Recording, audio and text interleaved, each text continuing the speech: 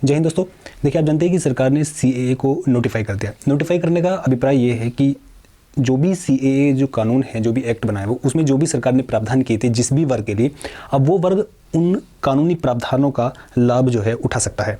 अब सीएए के नोटिफाई करने से जो 2019 में जब सीएबी था, वो सिटीजन अमेंडमेंट बिल था, वो फिर सीएए बना था, उसके बाद मतलब देश भर में विरोध प्रदर्शन शुरू हुए थे। वही विरोध प्रदर्शन देश के कुछ हिस्सों में अभी शुरू हो गए। लेकिन वही सरकार ने बहुत एक अच्छी चाल चलने की यहाँ पर कोशिश करी है। वो रमज़ान से तुरंत पहले और इलेक्शन से तुरंत पहले इसलिए ताकि इलेक्शन में उसको भुनाया जा सके, और रमज़ान से तुरंत पहले या रमज़ान के एक दिन पहले इसलिए ताकि जो उसका विरोध करने वाला सबसे बड़ा वर्ग मुस्लिम वर्ग है वो अपने जो रमज़ान महीना होता है उसमें लगा रहे और विरोध के लिए बाहर निकले। वो मतलब सरकार की एक अलग मंशा है।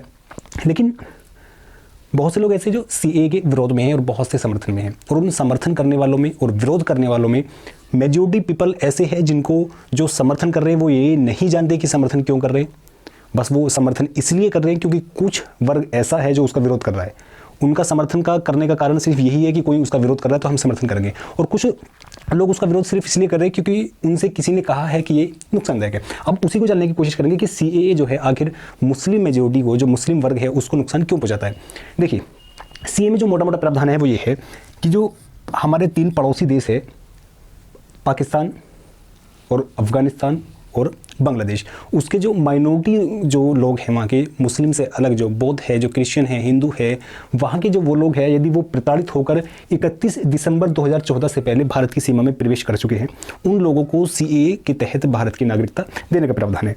अब इसमें भारत के मुसलमानों को यहाँ तक कोई समस्या नहीं, क्योंकि ये समस्या यहाँ ये इसलिए समस्या यहाँ पर ये नहीं है क्योंकि सीएए जो है नागरिकता देने का प्रावधान कर रहा है। लेकिन अब सीए को उस तरह से समझिए कि सीए जैसे आग होती है। मैं आपको एक उदाहरण देता हूँ। जैसे आग होती है, आग को हम आग तब बोलते हैं जब उसको ऑक्सीजन मिल जाती है। यदि एक ऐसा एनवायरनमेंट हो जहाँ पर ऑक्सीजन ना हो तो हम आग जला ही नहीं सकते। वो आग ना फैल सकती है, ना आग किसी को जला सकती है। सीए उसी तरह है। ये बिना ऑक्सीजन वाली आग है कि जहाँ ये उस जगह पर आग जलाने की कोशिश की जा रही है कि जहाँ पर ऑक्सीजन नहीं है। लेकिन भारत सरकार के पास सीएए के लिए आग के रूप में काम करने वाला एक उपकरण है जिसको कहते हैं एनआरसी। कैसे? ये जब सीएए और एनआरसी मिलकर दोनों मिलकर काम करते हैं तो ये मुस्लिम वर्ग के लिए एक ऐसा है कि एक आग से भी ज़्यादा भयंकर जो है उनको नुकसान पहुंचाने का काम करता है। वो देखिए कैसे। देखिए, एनआरसी जो है, एनआरसी है नेशनल रजिस्टर ऑफ सिटीजनशिप। मतलब आपको अपने इसमें देश में, आप यदि पूरे देश में एनआरसी होती है तो आपको इस देश के नागरिक है ये आपको प्रूफ करना पड़ेगा। और ये प्रूफ ऐसे नहीं कि आधार कार्ड से हो जाएगा या आपके पास वोटर आईडी कार्ड है। आपको प्रमाण पत्र देने होंगे, आपको ऐसे अपना बर्थ सर्टिफिकेट देना होगा, आपको अपनी जायदाद के डॉक्यूमेंट्स देने पड़ेंगे। अब आप जानते हैं कि हमारे देश में लगभग 30 या 32 करोड़ लोग ऐसे हैं जिनके पास भूमि ही नहीं है, जिनके पास मतलब अपनी कोई ज़मीन ही नहीं है, वो रजिस्टर्ड ही नहीं है, कहीं ये खस रहा है खतौनी में। अब वो अपने मतलब जो कागजात है वो कहाँ से लाएंगे। हम जानते हैं कि जो हमारी वाली पीढ़ी है, जिनको हम जेन जेड बोलते हैं, जो 2010 से पहले और 95 के बाद पैदा हुए, ये पीढ़ी वो पीढ़ी है जिसमें ज़्यादातर लोगों के पास जो बर्थ सर्टिफिकेट है वो मिल सकते हैं। हमसे पहली वाली पीढ़ी के पास बर्थ सर्टिफिकेट मतलब बहुत एक दूर की सोच वाला है कि अगर कोई पढ़ा लिखा व्यक्ति है, कोई शहर में रह रहा है, बड़ा पढ़ा लिखा व्यक्ति, वो उस तरह की चीज़ें सोचता था। तो आप सोचिए कि जो हमारे पिता वाली पीढ़ी है या हमारे दादा वाली पीढ़ी है, उनमें कितने लोगों के पास मतलब बर्थ सर्टिफिकेट होंगे, क्या होंगे। अब जो लोग बड़े लोग हैं, जो जमींदार लोग हैं, जिनके पास ज़मीन जायदाद है, उनके पास जो नागरिकता के कागजात है या नागरिकता को सिद्ध करने के कागजात है वो मिल सकते हैं। लेकिन एक ऐसा वर्ग जो सुबह घर से निकलता है अपनी मजदूरी के लिए और शाम को वापस आता है, उसके पास कहाँ से उपलब्ध होंगे। अब वहाँ पे मुसलमानों को कैसे नुकसान होता है, मुस्लिम वर्ग को कैसे नुकसान होता है। देखिए, एनआरसी यदि पूरे देश में होती है तो उसमें हिंदू भी निकलेंगे, मुस्लिम भी निकलेंगे, सिख, ईसाई, जैन, बौद्ध, पारसी, यहूदी, सब लोग उसमें एनआरसी से निकलेंगे। कोई अपनी नागरिकता सिद्ध नहीं कर पाएगा। माना इसमें से हिंदू भी निकलते हैं, मुस्लिम भी निकलते हैं और ईसाई भी निकलते हैं, यहाँ पर बौद्ध भी निकलते हैं, सब लोग निकलते हैं, सिख भी निकलते हैं।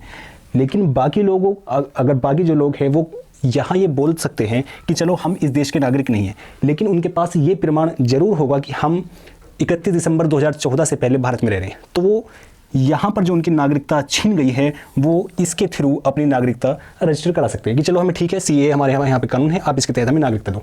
और ये फिर जो मुस्लिम वर्ग बचा है ये कहाँ पर जाएगा।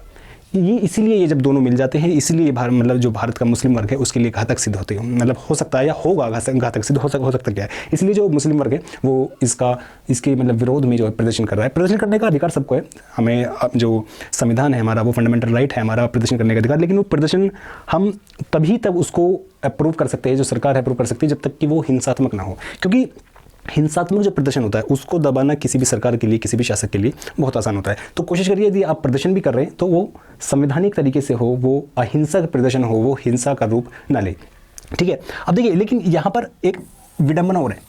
सरकार बोलती है कि हम एनआरसी नहीं कर रहे हैं, जबकि गृहमंत्री, जो सरकार के गृहमंत्री है, वो बोलते हैं कि हम एनआरसी करेंगे, वो क्रोनोलॉजी समझाते हैं। और जो प्रधानमंत्री है वो बोलते हैं कि एनआरसी करने का कोई प्रावधान ही नहीं है। यदि एनआरसी करने का जब प्रावधान नहीं है तो ये जो डिटेंशन सेंटर है, ये डिटेंशन सेंटर देखिए असम का है और ये बेंगलोर का है। ये जो सेंटर बने, ये सेंटर किसके लिए बने हैं?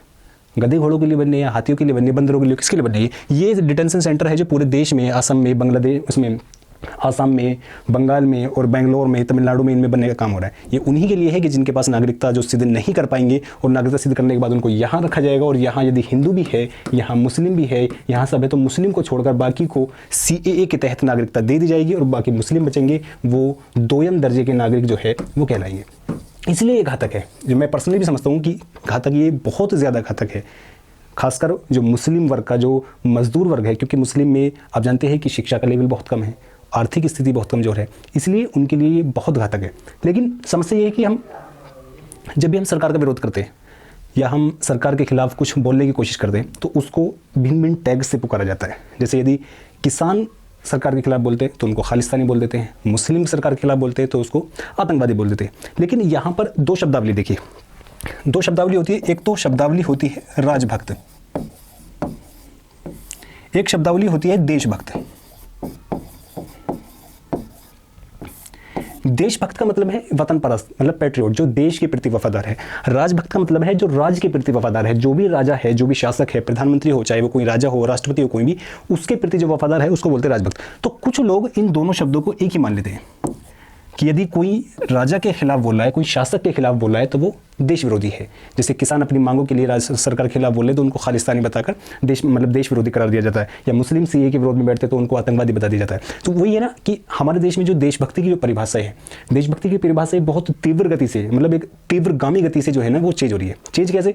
अब तक हमने ये देखा था और ये पढ़ा था कि जो देश के लिए जान देगा या जो देश के लिए काम करेगा वो देशभक्त है। जो देश के हित में काम करेगा, अपना बलिदान देगा, सेना में जाएगा, या देश के लिए और किसी भी तरह से देश के काम आएगा, वो देशभक्त है। लेकिन देशभक्ति के पैमाने अब चेंज हो रहे हैं। अब आपको देशभक्ति साबित करने के लिए इतने ज़्यादा काम करने की आवश्यकता नहीं है। जो उन लोगों के पैमाने बनाए जा रहे हैं, नहीं, जो देश के लिए बहुत हानिकारक है, वो नए पैमाने क्या है कि आप 10-20 गाली सुबह उठिए, 10-20 गाली आप पाकिस्तान को दीजिए, 10-20 गाली आप भारत के मुसलमानों को दीजिए, और मदरसों के बारे में 10-20 गाली बोलिए। और यदि जैसे किसान आंदोलन हो रहा है तो उनको, अगर वे सरकार के खिलाफ बोले तो उनको खालिस्तानी बोलिए। CAA हो रहा है तो उसका समर्थन कर दीजिए बिना ये जाने कि उसकी सच्चाई क्या है। या जैसे कहीं यदि तुम्हें इससे और ज़्यादा बड़े लेवल पर जाना है, बड़े लेवल का अपने आप को देशभक्त सिद्ध करना है, तो जैसे फिलिस्तीन का और इजराइल का विवाद हो रहा है, आप वहाँ पर जो मुस्लिम के विरोध में पार्टी है दूसरी, जैसे इजराइल है, आप इजराइल का समर्थन कर दीजिए। ये देशभक्ति के पैमाने जो है हमारे देश में बनते जा रहे हैं। और मैं ये मानता हूँ पर्सनली भी कि ये देश के लिए जो है, हमारी एक सोसाइटी के लिए, एज ए सोसाइटी और एज ए कंट्री हमारे लिए, और एज ए कंट्री और एज ए नेशन हमारे लिए बहुत ज़्यादा नुकसानदायक है, जिसको हमें सोच विचार करने की आवश्यकता है। तो इन शब्दों में जो देशभक्त और राजभक्त शब्द है, हमें देशभक्त बेशक सबको बनना चाहिए। देशभक्त, अगर देश को कभी हमारी आवश्यकता पड़े तो देशभक्त सभी को बनना चाहिए, लेकिन कोशिश करनी चाहिए कि राजभक्त ना बने। राजभक्त हम तभी तक बने जब तक कि देश को नुकसान ना हो। लेकिन यदि राजभक्त बनने से देश को नुकसान हो रहा है तो हमें कोशिश करनी चाहिए कि हम एक कदम पीछे लेकर देशभक्ति वाली धारा में बहें, ना कि राजभक्ति वाली धारा में। शुक्रिया।